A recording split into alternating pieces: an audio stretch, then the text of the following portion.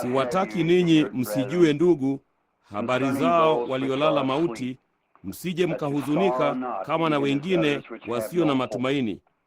Maana ikiwa tuwaamini ya kwamba Yesu alikufa akafufuka, vivyo hivyo na hao waliolala katika Yesu Mungu atawaleta pamoja naye. Kwa kuwa wawaambieni haya kwa neno la Bwana, kwamba sisi tulio hai tutakaosalia hata wakati wa kuja kwake Bwana, hakika hatutawatangulia wao waliokwisha kulala mauti. Kwa sababu Bwana mwenyewe atashuka kutoka mbinguni pamoja na mwaliko, sauti ya malaika mkuu na parapanda ya Mungu, nao waliokufa katika Kristo watafufuliwa kwanza. Kisha sisi tulio hai tuliosalia tutanyakuliwa pamoja nao katika mawingu, ili tumlaki Bwana hewani, na hivyo tutakuwa pamoja na Bwana milele. Basi farijianeni kwa maneno hayo. Nilikuwa ninasoma kutoka katika Wathesalonike wa kwanza mlango wa 4. Nitasoma sasa kutoka katika kitabu cha Ayubu, dini ya 4, mlango wa 14 wa Ayubu. Mwanadamu aliyezaliwa na mwanamke, siku zake za kuishi si nyingi, naye hujaa taabu. Yeye huchanua kama vile ua, kisha hukatwa, hukimbia kama kivuli, wala hakai kamwe. Je, wafumbua macho yako kumwangalia mtu kama yeye na kunitia katika hukumu pamoja nawe? Ni nani awezaye kutoa kitu kilicho safi kitoke katika kitu kichafu? Hapana awezaye. Kwa kuwa siku zake zimeamriwa, hesabu ya miezi yake unayo wewe, nawe umemwekea mipaka yake asiyoweza kupita. Acha kumwangalia yeye apate kupumzika, hata atakapotimiza siku zake kama aliyeajiriwa. Kwani yako matumaini ya mti, ya kuwa ukikatwa utachipuka tena, wala machipukizi yake hayatakoma. Ijapokuwa mizizi yake huchakaa mchangani na shina lake kufa katika udongo, lakini kwa harufu ya maji utachipuka na kutoa matawi kama mche. Lakini mwanadamu hufa, huifariki dunia, naam, mwanadamu hutoa roho, naye yupo wapi? Kama vile maji kupwa katika bahari na gharika kupunguka na kukauka, ni vivyo mwanadamu hulala chini asiinuke. Hata wakati wa mbingu kutokuwako tena, hawataamka wala kuamshwa usingizini. Laiti ungenificha kuzimuni, ukanilinda kwa siri, hata ghadhabu zako zitakapopita, na kuniandikia muda ulioamriwa na kunikumbuka. Mtu akifa, je, atakuwa hai tena? Mimi ningegoja siku zote za muda wangu ulioamriwa, hata kufunguliwa kwangu kunifikirie. Wewe ungeita, nami ningekujibu. Ungekuwa na tamaa ya kazi ya mkono wako. Sasa wazihesabu hatua zangu.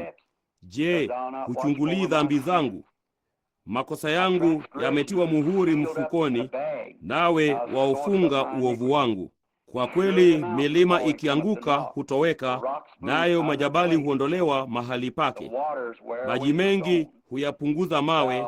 Wewe waondolea mbali vitu vimeavyo kutoka kwa mavumbi ya nchi, nawe huangamiza matumaini ya mwanadamu. Wewe wamshinda nguvu siku zote, naye hupita aende zake. Wabadili sura zake na kumpeleka aondoke. Wanawe wafikilia heshima, wala yeye hajui. Kisha wao huaibishwa, lakini yeye hana habari. Lakini mwili ulio juu yake una maumivu, na nafsi yake ndani huomboleza. Pamoja na mlango wa 14 wa kitabu cha Ayubu. Tunacho hapa alasiri ya leo kitu ambacho hakitakiwi mahali popote wakati wowote. Haijalishi jinsi tulivyojiandaa kwa ajili yake, kila mara ni mgeni asiyekaribishwa aliye na hakika kuja katika kila boma, na hakina huruma. Nina hakika kama ningalikuwa ni kifo, sidhani ningetaka kuja katika boma ambalo kifo hiki kimekuja.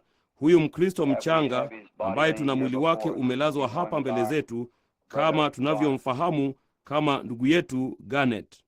Basi tupo hapa leo hii tumekusanyika kutoa heshima za mwisho kwa kijana huyu Mkristo hodari. Ndiyo mambo ya mwisho tunayoweza kumfanyia juu ya nchi, ingawa yeye hatusikii. Lakini tunawaza kuhusu wale walio na hiki mbele zao bado.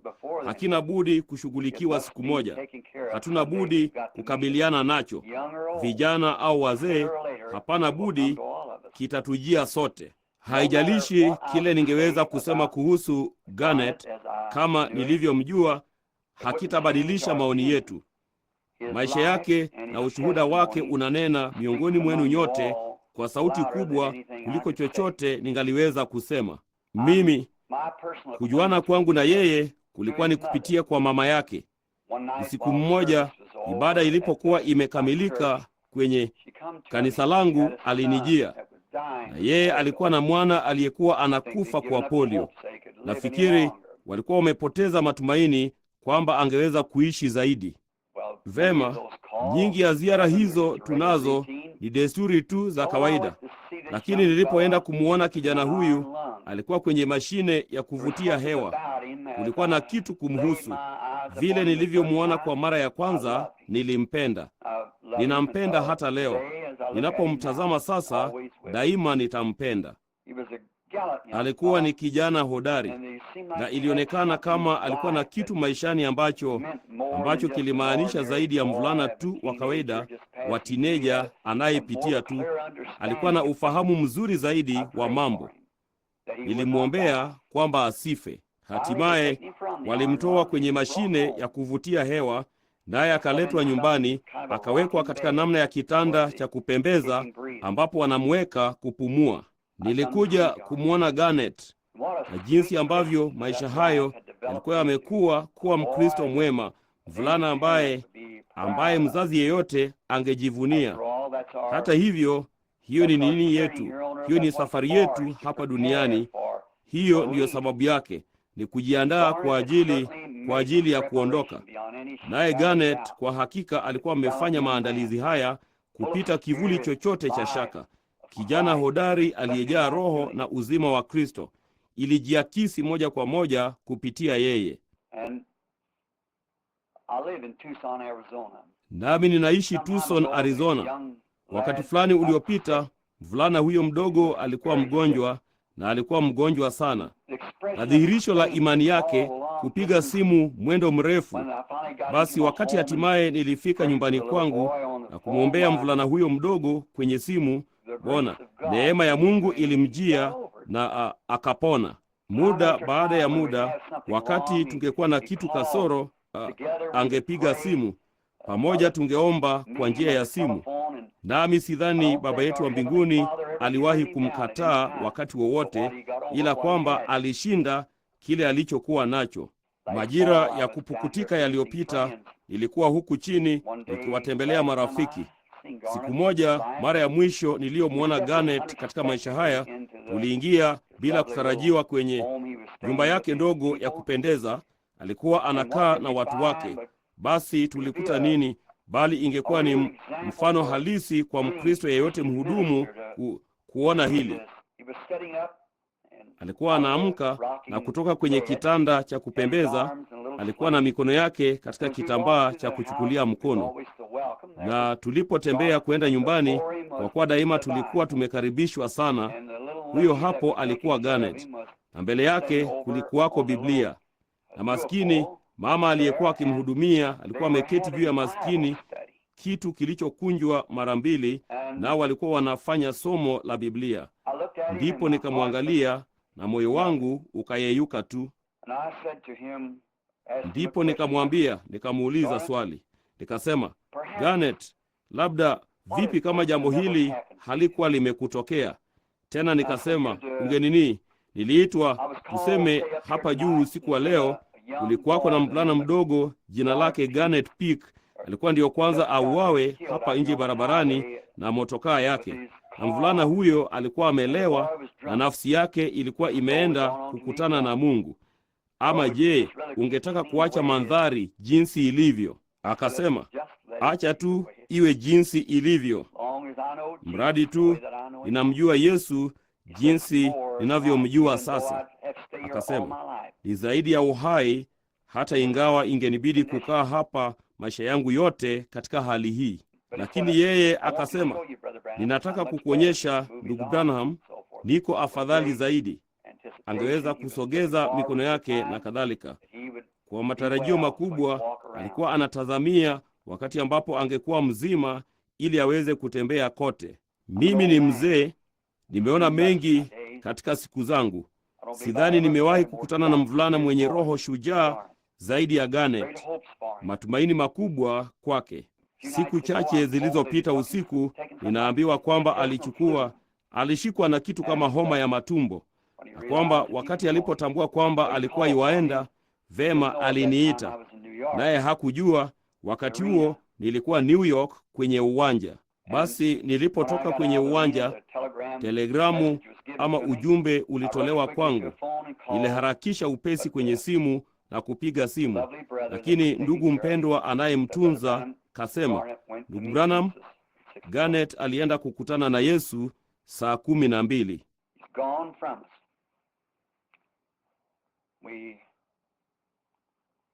Ametuacha. Tunatambua hilo, ila sijui kama kweli kuna jambo kama huu kuwa ndio mwisho wake.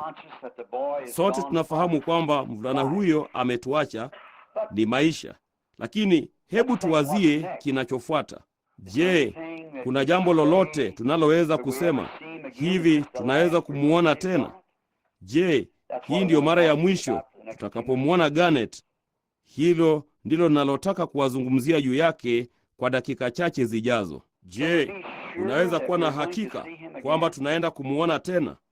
Ayubu aliuliza swali hili, kitabu cha kale kuliko vyote katika Biblia. Akasema, mwanadamu akifa, je, ataishi tena? Je, kuna thibitisho lolote basi kwamba hivi ndivyo ilivyo? Je, tunaweza kuwa na thibitisho lolote la kimwili kwamba ufufuo huu ni hivyo? Naam, naweza kuwazia hivyo.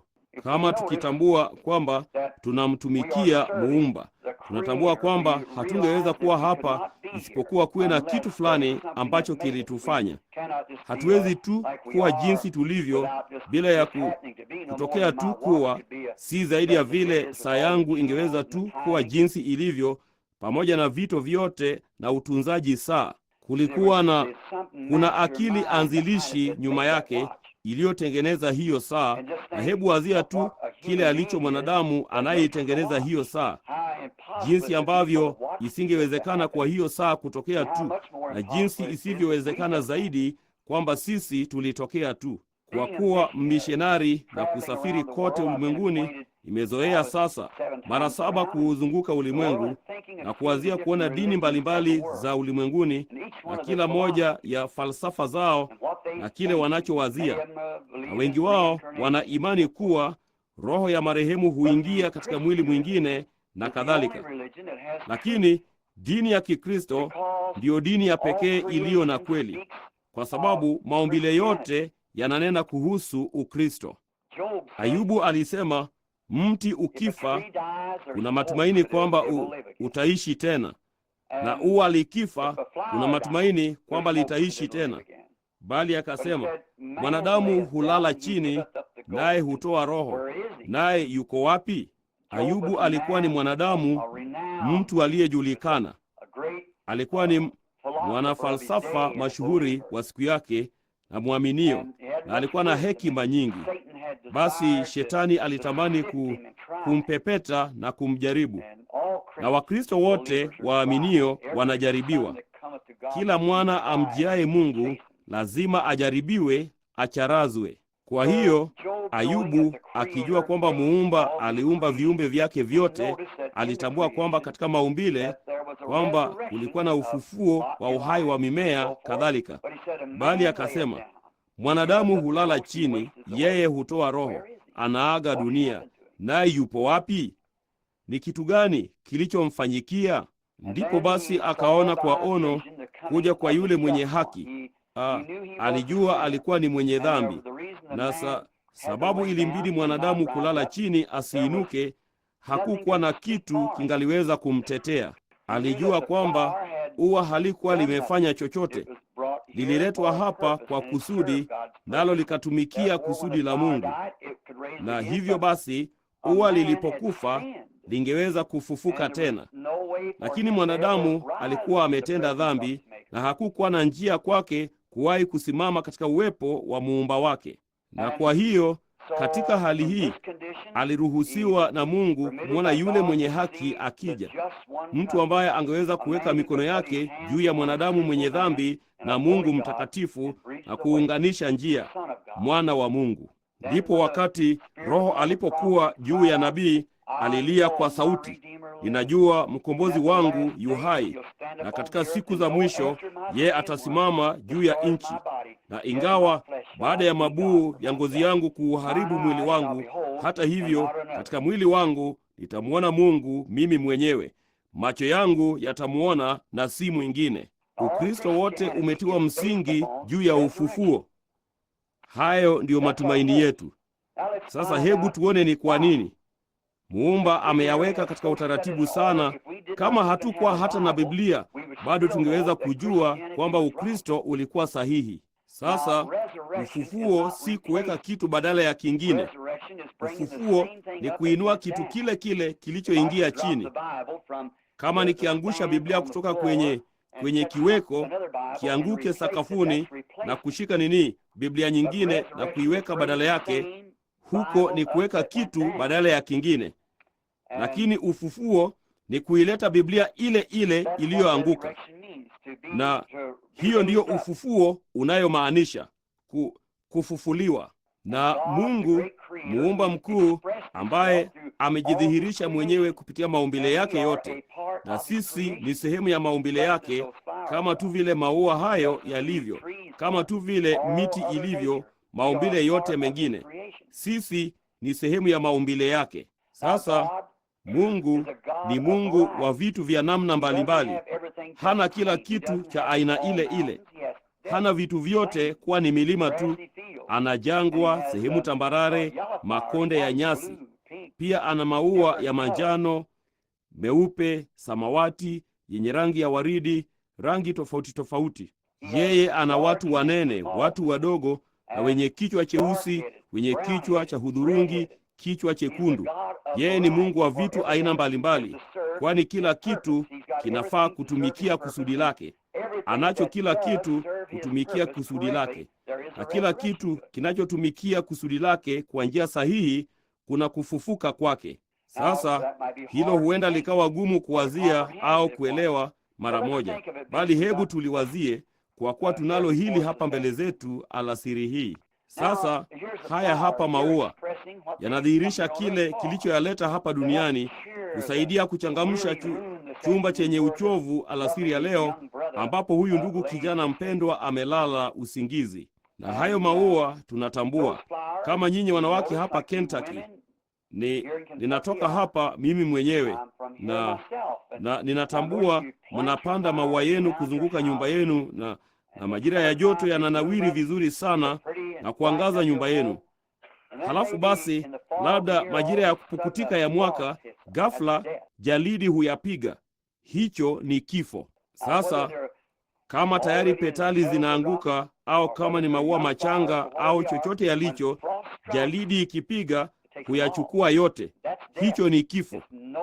Hakipendelei mtu, uwezo, umri, kinapiga tu, na mahali kinapopiga kinachukua. Halafu tunaona petali zinaanguka kutoka kwa maskini ua hilo, basi, na kutoka kwenye ua kuanguka mbegu ndogo nyeusi. Na sasa huenda hii ikaonekana ya kitoto, lakini hivyo ndivyo unavyompata Mungu. Ni katika vitu rahisi, si vitu vyenye utata. Mungu amelifanya rahisi kama tu tungeweza kuliona. Sasa Mungu anao msafara wa mazishi kwa ajili ya ua hilo. Inaonekana ya kigeni, bali mbegu hiyo ndogo imekaa ardhini. Halafu mvua ya mapukutiko inakuja kama machozi yakidondoka kutoka angani na kupigapiga juu ya maskini mbegu hii mpaka inaizika. Kisha moja kwa moja kunakuja majira ya baridi kali. Sasa petali zimekwisha, shina limekwisha, kitunguu ardhini, mizizi imekauka. Lo, mbegu, majira ya baridi ya kiganda hugandisha mbegu, hupasua na kuifungua mbegu, nyama hutoweka. Sasa tunaelekea Februari au Machi. Hakuna petali, hakuna shina, hakuna mbegu, hakuna nyama ya mbegu, hakuna chochote. Je, huo ndio mwisho wa ua hilo? Si hata kidogo. Kuna chembe ndogo ya uhai mahali fulani ndani ya mbegu hiyo. Hiyo unaweza kuchukua udongo mikononi mwako na kuupeleka kwenye maabara na kumfanya mwanasayansi auchunguze huku na huko, naye kamwe hataipata hiyo chembe ya uhai. Mungu aliificha. Lakini punde tu ulimwengu unapozunguka katika mfumo wa jua mpaka unazunguka kufikia mahali jua linaanza kuipiga dunia tena, usingeweza kuuficha uhai huo. Kama ulitengeneza kijia cha saruji kupitia uwani mwako juu ya nyasi, iko wapi nini yako inayofuata? Nini zaidi? Majira ya joto yanayofuata, nyasi nyingi ziko wapi? Moja kwa moja kando kando ya kijia. Kwa nini? Ni ule uhai uliokuwa umelala chini ya hiyo saruji. Na inapofika majira ya kuchipua, ingawa jiwe liko juu yake, halitauficha. Uhai huo utapenyeza njia yake moja kwa moja. Hiyo ndiyo inayofanya nyasi nyingi sana karibu na ukingo wa hicho kijia. Huwezi kuficha uhai. Hauna budi kuchipuka, kwa sababu Mungu ameweka jua, J-U-A, juu ya huu uhai wa mimea, nalo hutawala uhai wa mimea.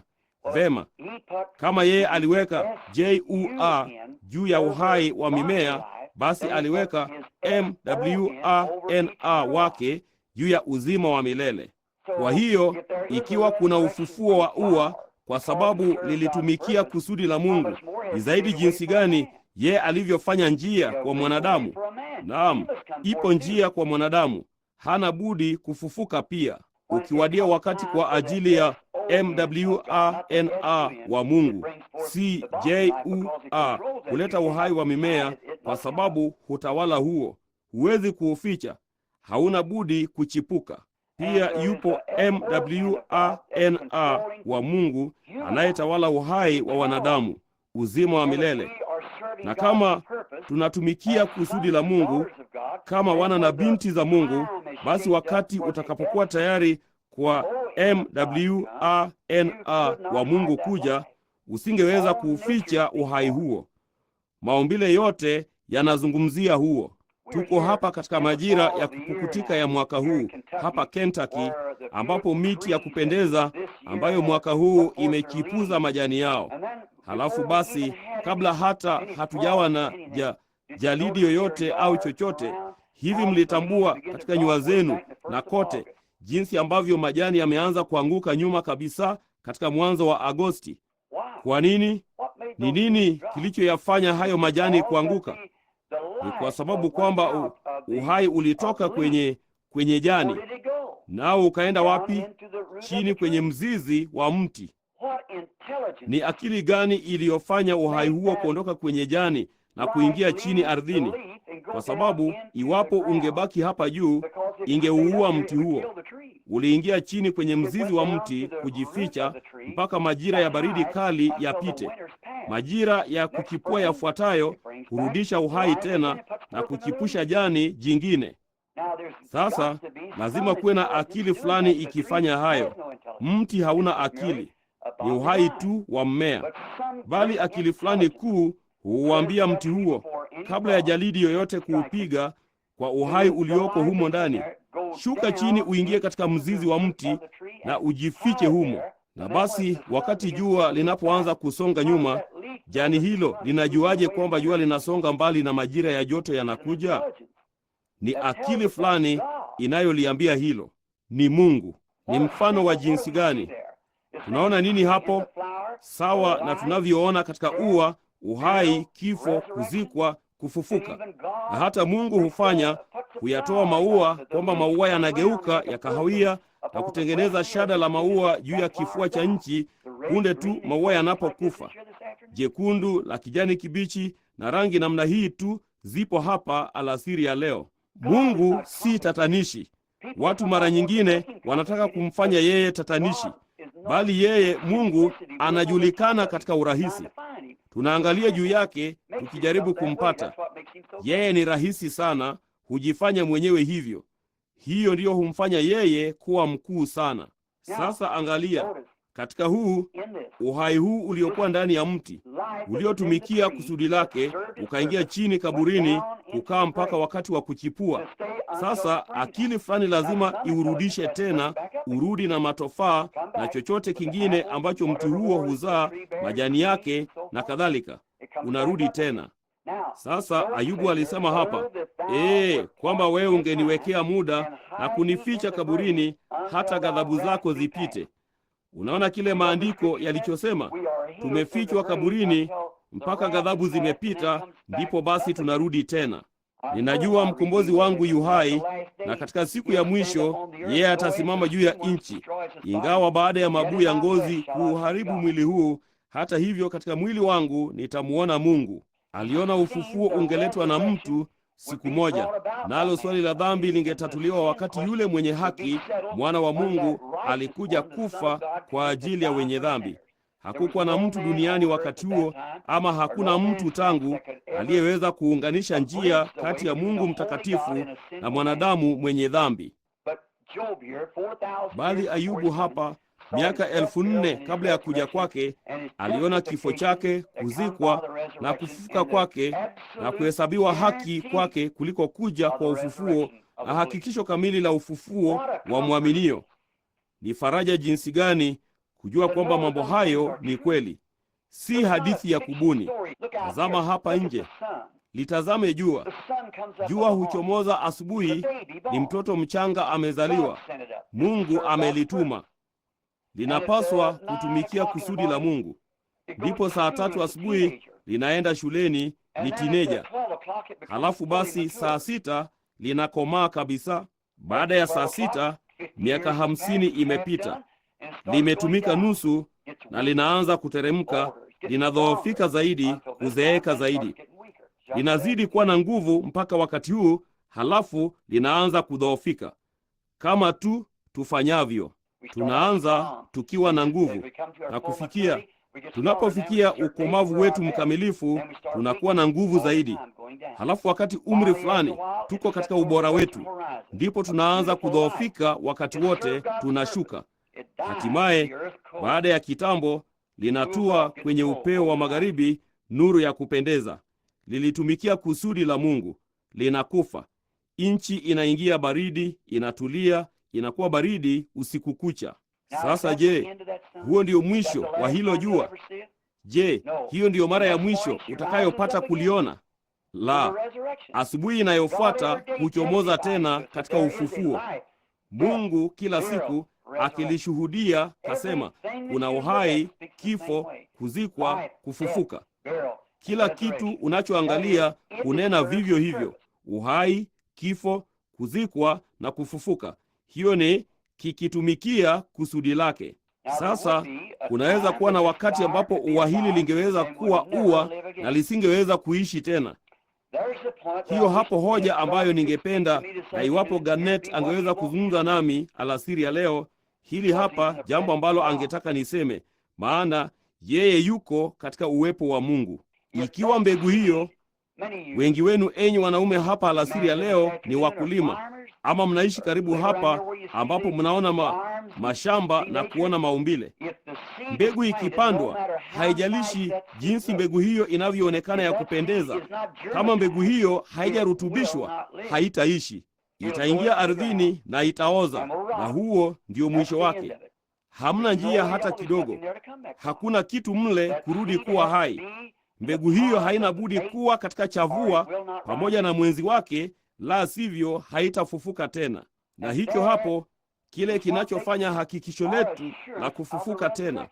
Kama Yesu alivyotuambia, mtu asipozaliwa mara ya pili hawezi kuona ufalme wa Mungu.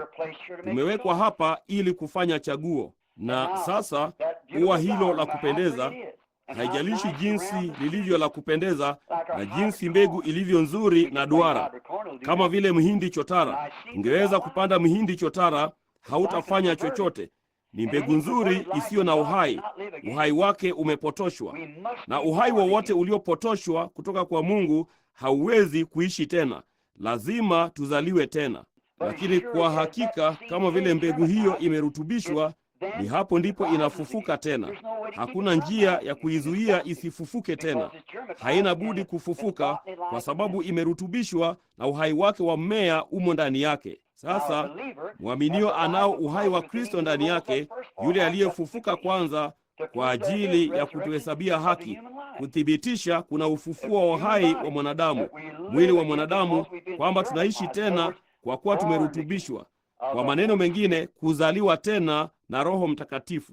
Na kila kitu ambacho tungeweza kuona katika maumbile, ninasimama hapa na ninayo mambo mengi niliyoandika kwenye kijipande cha karatasi hapa ambayo ningependa kuwazungumzieni kuyahusu.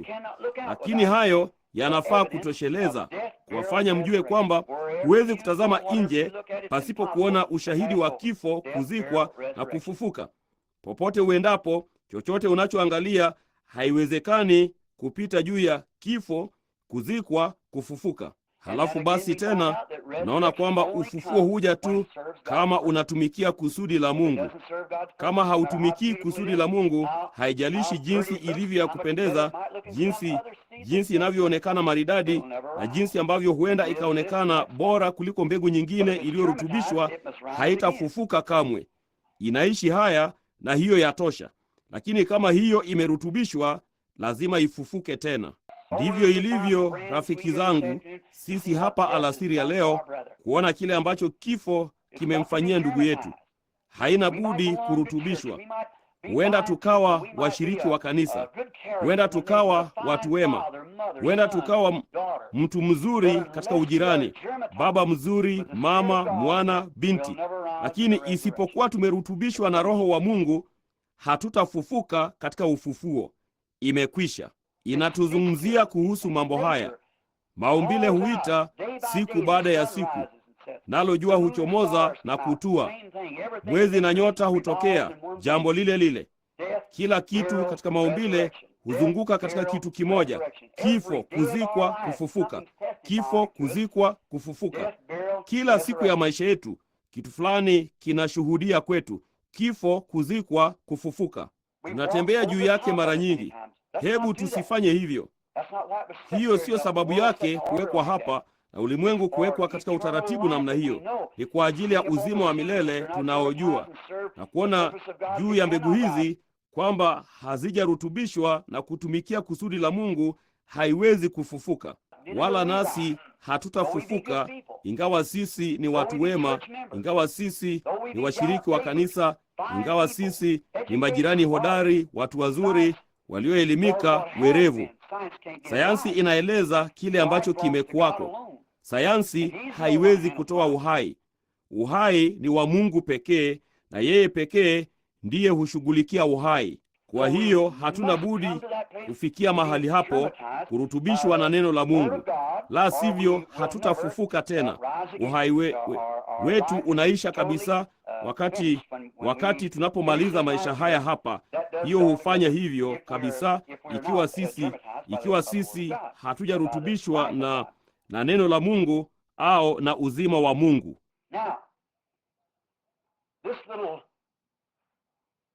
Sasa maskini mwili huu baridi uliolala hapa, hakuna mmoja wetu awezaye kusema ila kwamba ni sehemu ya uchumi huu mkubwa wa maumbile ya Mungu. Yeye ni sehemu ya maumbile ya Mungu. Yeye ni mtu, mwanadamu ambaye Mungu aliumba. Amelala usingizi sasa. Sasa jambo ni kwamba ikiwa alitumikia kusudi la Mungu katika maisha yake, basi lazima kuwe na kufufuka kwa Garnet. Hakuna njia ya kukwepa huo. Huu si mwisho wa Garnet. Vema, sisi sote hatuna budi kuchukua njia hii kupitia uhai. Tunakuja kutoka kwenye giza na kuingia njia hiyo hiyo, na kila mmoja wetu njia moja ama nyingine tunapitia kwenye kivuli, bonde la vivuli vya mauti. Lakini kitu ambacho kilifanya tuwekwe hapa, kuna kama vile ulimwengu. Yesu alisema huwezi kutumikia Mungu na mali. Mali ni ulimwengu. Huwezi kumtumikia Mungu na ulimwengu kwa wakati mmoja. Tuna chaguo letu. Tunaweza kurutubishwa na Mungu kwa Roho wake Mtakatifu na tuwe na uzima wa milele. Tusipofanya hivyo, tukifa, huo ndio mwisho. Tuko tayari kwa hukumu. Basi ni kwa nini hatukufanya hivyo? Halafu adhabu inafuata hiyo kwa kukataa hilo. Lakini nina furaha sana kadri nijuavyo, niwezavyo kufahamu kwa neno la Mungu na kwa ushuhuda wa Roho Mtakatifu, mvulana huyu alitimiza hali hiyo. Alizaliwa kwa Roho wa Mungu, mtu aliyebadilika. Roho wa Mungu alikuwa juu ya jamaa huyo mdogo. Alikuwa Mkristo mwaminifu. Alitumikia kusudi la Mungu. Labda ilikuwa ni kwa muda mfupi, lakini Mungu wakati mwingine huwafunza watu kwa miaka ili kupata huduma ya siku chache kutoka kwake. Yohana Mbatizaji alikuwa miaka 30 peke yake nyikani kwa ajili ya huduma ya miezi 6. Yesu Kristo alikuwa na umri wa miaka 30 kwa ajili ya huduma ya miaka 3 kwa ajili ya kusulubiwa. Mungu huwafunza watu, huwakuza. Ni kusudi lake. Wakati uko na mwanadamu, umilele uko na Mungu. Ninaamini kwamba Mungu alimleta mvulana huyu mdogo hapa duniani kwa kusudi. Basi kama ulitambua moja kwa moja kwenye wakati wa ugonjwa wake na kadhalika, huu ulimshika kwa kusudi fulani. Mungu angaliweza kumfanya mvulana huyo mzima na mwenye afya. Lakini yeye alifanya nini? Badala ya kuchukua uhai wake, alimwacha ainuke mahali tu ambapo hakuwa anaenda kufa. Na wala ugonjwa wa kupooza haukumuua. Hakufa kwa ugonjwa wa kupooza. Hakuna ugonjwa mwingine uliomuua ambao tuliombea mimi na yeye na Wakristo wengine hapa karibu Campbellsville waliomuombea. Kamwe haukumuua. Huo haukumuua. Unaona, ilikuwa ni wakati wa Garnett kuondoka. Lazima aondoke. Alikuwa ametumikia kusudi lake. Alimjia Kristo, amerutubishwa. Vipi kama angalikufa kabla ya wakati huu? Ugonjwa wa kupooza ulimpeleka kwa Mungu. Alikuwa awe dalali wa tumbaku. Kile alichokuwa nacho ni yani. Hilo halikuwa kusudi lake hata kidogo. Tulijua hilo. Kusudi lake lilikuwa ni kuwa Mkristo. Sasa dalali wa tumbaku, mtu fulani alisema, labda miaka 75 kuanzia leo, kama ulimwengu utasimama muda huo. Garnett, yeye alikuwa ni dalali mashuhuri. Labda hayo ndiyo yote mhudumu angeweza kusema kwenye mazishi yake. Alikuwa ni dalali mashuhuri. Lakini tunaweza kusema nini leo? Yeye ni Mkristo. Kama dalali bila chembe ya uzima, kumbukumbu tu la kizazi hicho, angekuwa ameenda miongoni mwa watu wachache. Sasa yuko miongoni mwa wasiopatikana na mauti. Hana budi kuja katika ufufuo. Hakuna njia ya kumwepusha na huo. Hana budi kuja kwa kuwa alitumikia kusudi lake. Alirutubishwa na Roho Mtakatifu wa Mungu wa uzima wa milele uliokuwa ndani ya mvulana huyo kwa wingi sana, ambapo kama angesema, kama ningejua. Mara ya mwisho nilipozungumza na yeye alisema, kama ningalijua kuwa ningeweza kuwa mzima, mwenye nguvu kama wavulana hao wengine, nikikimbia huku na huko hapa barabarani, nikiwa na gari langu lenye mbio kuzidi magari yote, nikikimbia huku na huko barabarani na kunywa pombe, na nisingejua hiki ambacho ninajua. Alisema nisingelibadilisha hiki kwa ajili ya maisha 10,000 namna hiyo. Mvulana mdogo wa umri wa miaka 18, kijana mwanamume mzuri anayeonekana wa kupendeza, labda angekuwa lengo la kawaida kwa Ibilisi, lakini ilibidi Mungu amtupe ndani kwenye umri huo ili kupata kutoka kwake kutumikia kusudi. Angalia subira yake, shuhuda zake miongoni mwenu majirani. Angalia kile alichokuwa, jinsi maskini maisha yake yalivyonenea wengi wenu, kwamba kwenye siku ya hukumu, bila ya hicho, maisha yake yatashuhudia moja kwa moja dhidi yako. Alikuwa ni mfano wa kile Mungu alichotaka, naye alitumikia kusudi la Mungu. Sasa kama alitumikia kusudi la Mungu na amerutubishwa, kama vile maumbile yote hayana budi kurutubishwa, pamoja na ahadi kwamba atafufuka tena, tungewezaje kutilia shaka ufufuo wa kumwona Garnett tena? Mbona ingekuwa kabisa ni wenda wazimu kusema kwamba hawezi kufufuka. Garnet asipofufuka, kamwe hakujawahi kuwa na jua lililochomoza na kutua na kuchomoza tena. Garnet asipofufuka, ua kamwe halifi na kuishi tena. Lilitimiza kusudi la Mungu, lilitumikia kusudi la Mungu, lilirutubishwa na uhai, nalo likachipuka tena. Vema, sisi tungekuwa kitu cha kuchukiza, kitu cha kijinga kusema hakuna ufufuo, wakati tukiangalia moja kwa moja nje ndani na kuona kusudi la ufufuo na kile kitupasacho kuwa ili kuwa na ufufuo. Garnet ataishi tena, yu hai sasa, yuko katika ulimwengu mwingine, naye atafufuka tena kwa hakika tu, kama vile ua hufufuka tena. Atafufuka tu kwa hakika kama vile mwezi, jua au nyota hufufuka tena. Atafufuka. Lakini unaona, hizo hufufuka tu kwa maisha mengine yapatikanayo na mauti, kutoa ushuhuda kwa kipindi kingine. Wakati akifufuka, itakuwa mwishoni mwa wakati. Hakutakuwa na ushuhuda tena. Yeye anao uzima wa milele. Hilo lilikuwa na maisha ya kuendelea, halina budi kurutubishwa kwa ajili ya maisha ya kuendelea, kulifanya lifufuke tena kwa ajili ya maisha ya kuendelea. Yeye amerutubishwa na uzima wa milele. Basi wakati akifufuka tena, hakuna tena mauti, anaishi milele. Nimehubiri maelfu ya matanga katika siku zangu kote ulimwenguni. Laiti ningaliweza kusema juu ya matanga hayo mengi ambayo nimehubiri, laiti ningaliweza kusema maneno ambayo ningeweza kusema juu ya Garnet na matumaini niliyo nayo kwa Garnet, na nikijua kwamba Mungu atamfufua, kwa sababu alitimiza kila hitaji ni jualo ambalo Mungu alihitaji. Nayo maisha yake yalionyesha ua la Roho Mtakatifu lilikuwa ndani yake, kwamba Mungu aliishi ndani yake. Mvulana huyo alikuwa ni mvulana aliyebadilika, hapana shaka hata kidogo. Maisha yake yalishuhudia jambo hilo, alibadilishwa. Sasa kama tungaliweza kusema kwamba hakuna ufufuo tena, na huu ndio mwisho wa Garnet, yote tutakayoona ni wakati tutamzika huko nje alasiri ya leo. Basi ni kitu gani kinachomzungumzia? Kama mtu fulani angesema, sijui kuhusu hilo, sijui. Sasa sijaona hilo likifanywa.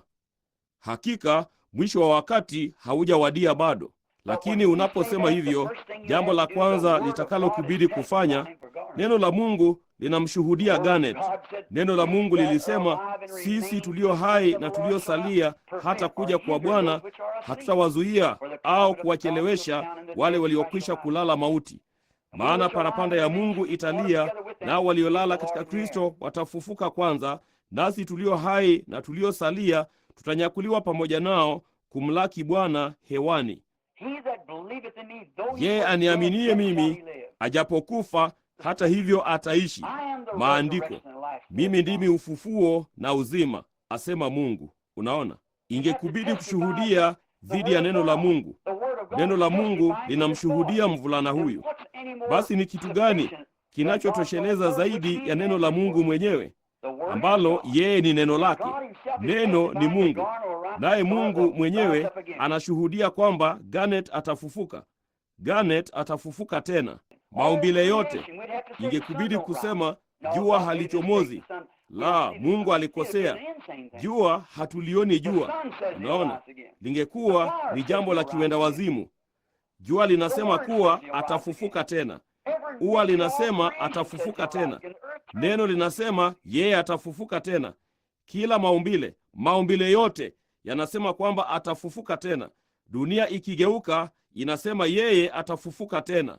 Kila kitu ambacho unakiona, hata kwa neno la Mungu, nini pekee, Roho Mtakatifu ndani ya kifua changu na Wakristo wengine waaminio hapa, anadunda sasa kwa imani inayosema yeye atafufuka tena.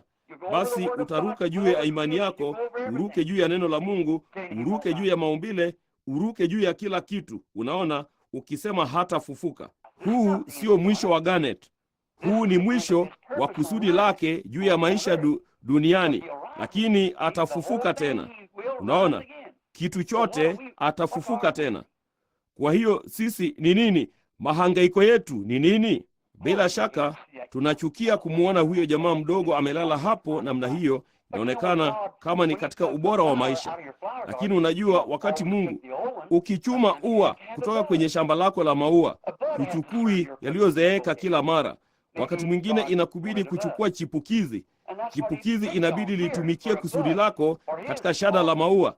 Labda Mungu alitaka chipukizi, na hicho ndicho yeye alikichukua hapa kwa ajili ya chipukizi kwa madhabahu yake utukufuni, pamoja na hakikisho na kila kitu kikishuhudia kwamba atafufuka tena. Imani yetu inasema anafufuka tena.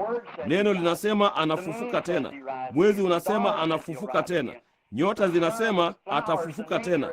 Jua, maua, maumbile, kila kitu kinasema anafufuka tena, kwa sababu wote waliomjua Garnett walijua hili, kwamba alikuwa Mkristo. Usingeweza kuja katika uwepo wake pasipo kujua kulikuwa na badiliko ndani ya mvulana huyo. Alikuwa amerutubishwa na uzima. Ombi langu ni kwamba sisi tulio hai alasiri ya leo tutaona mfano wa kile Mungu afanyacho, na tutajiandaa. Na tusipojiandaa, hatuna chembe hii ya uzima wa milele, tukijua kwamba lazima tuende njia hiyo hiyo anayoenda. Hebu na turutubishwe. Hebu tumpokee Kristo ndani ya mioyo yetu na tuzaliwe tena, kwa sababu ndugu, dada, kila mmoja wetu anakabiliana na hili. Haijalishi wewe ni nani, ni kiasi gani cha biashara ulio nayo, jinsi ulivyo kijana au mzee, inakubidi kukutana nalo. Inakubidi kukutana nalo. Pia usithubutu kujaribu kufanya hivyo bila kwanza kurutubishwa na Kristo, kwamba unao uzima wa milele. Ndipo kifo kimemezwa katika ushindi. Garnett atafufuka tena. Maumbile yote sasa katika ujirani, kila mtu alimfahamu mvulana huyo. Kila mtu aliyewahi kukutana naye anajua yeye alikuwa ni Mkristo. Sasa neno la Mungu na maumbile yote yanasema yeye atafufuka tena. Mama yake, baba yake, jamaa zake wote, chochote kile. Enyi watu hapa mnaomtazama, kama mhudumu wa Injili, kama ndugu yake, sioni chochote katika neno la Mungu wala chochote katika maumbile. Sababu ya mimi kuchagua kusema hili, labda mtu fulani hataenda kanisani sana na kuelewa hilo. Niliwazia katika njia hii ingefanya kila mtu kuelewa. Njia ndogo tu rahisi unayoangalia hapa nje katika maumbile na kuona kile kilichofanyika. Garnett alitimiza kipimo kamili cha Mungu. Alitumikia kusudi la Mungu. Yeye hajafa, yu hai milele, akingojea tu wakati fulani kwa ajili yetu kuja. Sasa nyinyi mliokuwa na Garnett maishani, baba yake, mama, kaka, dada na chochote ulichokuwa, jamaa, mlimjua, mlimpenda. Usingeweza kukutana na Garnett bila ya kumpenda. Unaona, mlikuwa na yeye hapa. Sasa vipi kuhusu maisha ya baadaye? Hebu tujitayarishe kwamba sisi pia tutakutana naye katika ufufuo.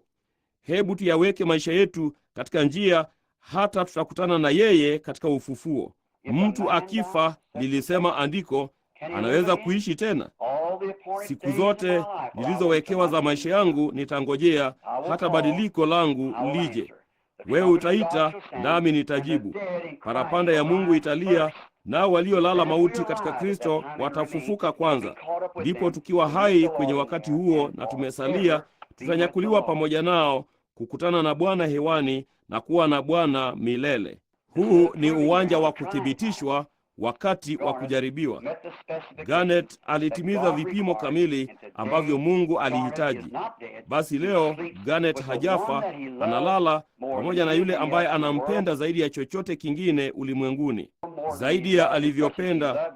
Kadri vile alivyowapenda wazazi wake, alimpenda kila mtu aliyekutana naye, alipenda. Hata hivyo, yule aliyempenda upeo alikuwa Yesu Kristo. Ameenda kuwa pamoja na yeye. Na nyinyi mlioshiriki upendo wake mdogo, hebu sote tujitayarishe kukutana na yeye kwenye ule ufufuo mkuu. Hebu tuinamishe vichwa vyetu kwa dakika moja. Huku tumeinamisha vichwa vyetu, sijajaribu kusema mengi sana juu ya Garnett. Yeye ni Mkristo. Maisha yake mwenyewe hueleza kile alicho. Lakini jambo nililojaribu kuwaambieni, enyi wapendwa, kwamba atafufuka tena. kuwathibitishieni huu si mwisho. Kuna hakikisho lililoandikwa na damu ya mwana wa Mungu, yeye atafufuka tena. Sasa hebu tuandae mioyo yetu sasa, ili wakati sisi pia tutakapoletwa mahali kama hapa, ukumbi fulani wa mazishi, kwamba wapendwa wetu waweze kukumbuka kwamba sisi pia tumejitayarisha kwenda. Na hebu baba, mama, wapendwa wa mvulana huyu mdogo, jambo kuu zaidi, ninajua jinsi mnavyoteseka. Ndio kwanza nimwachilie mtoto msichana mdogo. Ninajua jinsi mioyo yenu ilivyojaa huruma. Lakini mnaona, kama Garnet angalikuwa amepotea, ungekuwa ni wakati wa kutisha mno kwenu. Bali ni saa yenye utukufu jinsi gani kwenu kujua kwamba mvulana wenu alikuwa pamoja na Kristo, na ilimbidi kuondoka wakati fulani, na katika mwisho wa safari angali alidumu na imani yake. Basi Mungu anaye leo kwenu nyinyi ambao ni mabinamu na jamaa zake. Wazieni tu kile alichokuwa.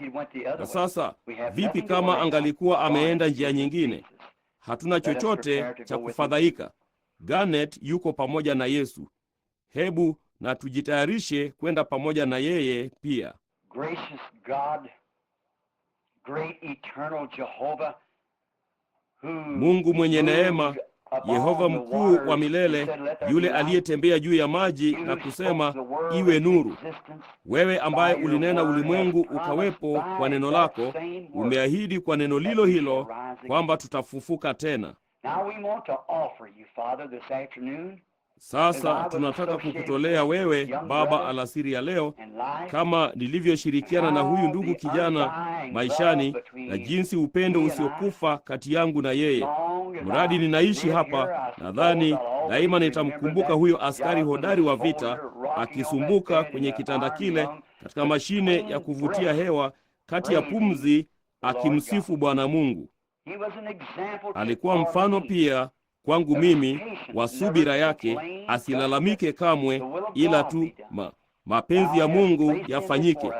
Wewe umemweka mbele zetu, na sasa wewe umemwondoa katika uwepo wetu. Bwana Mungu, jalia kila mmoja wetu alasiri ya leo tulio hai.